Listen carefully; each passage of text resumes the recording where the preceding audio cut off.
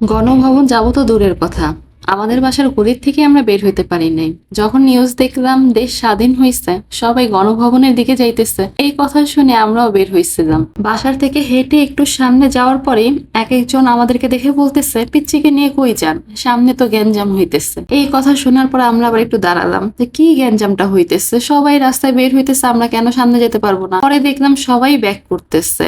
Main রোডের ওইখানে কেউই যাইতে পারতেছিল না, বাড্ডার থানার ওইখানে নাকি আগুন লাগাই দিছে, সেই জন্য সবাই ব্যাক করতেছে।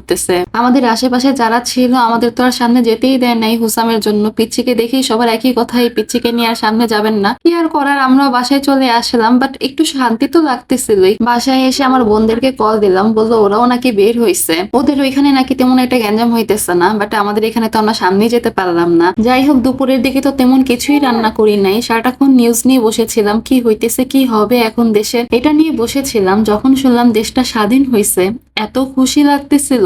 এই খুশিতে ফ্রিজ থেকে গরুর মাংস বের করছি। একবার চিন্তা করছি গরুর মাংসটা ভুনা করে ফেলি, পরে চিন্তা করলাম না, রাতে একটু তেহারি রান্না করি। রাতে তেহারির জন্য যেহেতু হুট করে ডিসিশনটা নিছে, তাই আর কি তেমন কোনো ভেজাল করি নাই। রাঁধুনি তেহারি মশলাটা ছিল, ওইটা দিয়ে আমি তেহারিটা রান্না করতেছিলাম। মাংসের সাথে শুধু টমেটো সস আর শাহি জিরাটা অ্যাড করছিলাম, পেঁয়াজ বেশি করে দিয়ে মাখিয়ে মাংসটা বসিয়ে দিছিলাম। তেহারি রান্না করার জন্য আর কোনো মশলা আমি এখানে অ্যাড করি নাই। রাঁধুনি তেহারি মশলাটা দিয়ে রান্না করতে গেলে তেহারি তেমন কিছু আর মশলা লাগে না, তারপর আমি বাদাম বাটাটা একটু দিয়ে দিই। বাট ওই দিন আর এগুলো কোনো ভেজালই আমি করিনি, অনেক শর্টকাট করে তেহারিটা রান্না করতেছিলাম। সন্ধ্যার দিকে এই বিস্কুটটা বের করলাম, এটা টেস্ট থেকে আনছিলাম। এটা আনার সময় তখন পেটুস দেখছে বিস্কুটটার মধ্যে চকলেট দিয়ে ভরা, তো সেই চকলেট দেখে সেই বিস্কুটটা নিচ্ছে। বাট বিস্কুটটা যখন আমরা খুলছি তখন দেখলাম বাদাম দিয়ে ভরা। এটাই আমাদের বাংলাদেশ, প্যাকেটের উপরে দিয়ে রাখছে চকলেট দিয়ে ভরা, আর ভিতরে ছিল বাদাম। চকলেটও ছিল কিন্তু তেমন একটা না, দুই একটা। বিস্কুটটা মোটামুটি ছিল, তেমন একটা ভালো লাগে না, কারণ আমার বাদামওয়ালা বিস্কুট খেতে ভালো লাগে না। সন্ধ্যার দিকে চলে আসলাম চা বানানোর জন্য।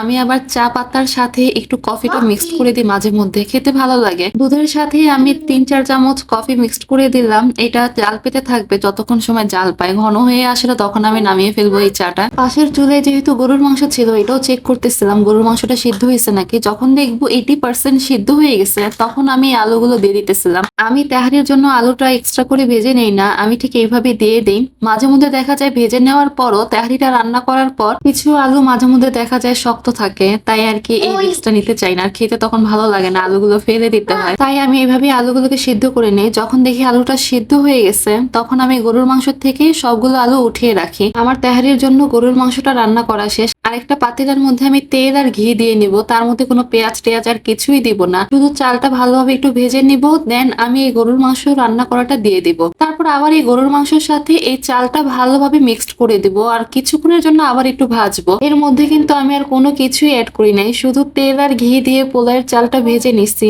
তারপর এই যে মাংস দিয়ে আবার নাড়াচাড়া দিয়ে ভেজে টেজে দেন আমি এখানে 1 মগ দুধ আর 3 মগ গরম পানি ইউজ করছিলাম। আমি এইভাবেই মেপে দেই, 2 পট চালের জন্য 4 মগ পানি ইউজ করি। যখন দেখলাম বলক চলে আসছে, তখন আমি আলুগুলো দিয়ে দিলাম আর কাঁচামরিচ কয়েকটা ছেড়ে দিলাম। তারপর ঢেকে রাখলাম কিছু সময়ের জন্য। আর এই দেখেন পানিটা মোটামুটি শুকিয়ে আসছে, এখন আমি এটা দমে বসিয়ে রাখবো। একটা তাওয়ার মধ্যে তেহারির পাতিলাটা আমি কিছু সময়ের জন্য দমে বসিয়ে রেখে দিলাম। এই তো আমার তেহারি রান্না করাটা হয়ে গেছে। আর এই দেখেন একটা আলুও ভাঙে নাই, আমি যে নাড়তেছিলাম আর দেখতেছিলাম কোনো আলু ভাঙছে নাকি।